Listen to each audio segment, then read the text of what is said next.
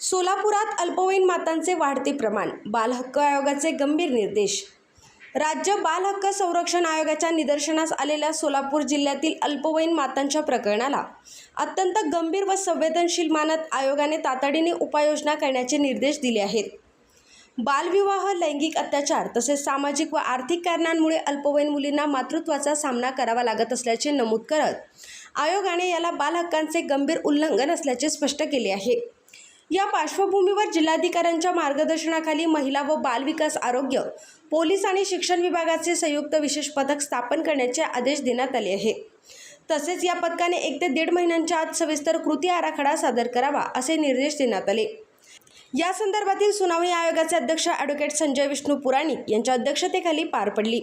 यावेळी सचिव पंकज देवरे, सदस्य गीतांजली बुटी, शुभांगी तांबट, संजय लाखे पाटील, अतुल देसाई, प्रवीण भुजाडे, मिलन जंगम तसेच अवर सचिव वंदना जैन उपस्थित होते।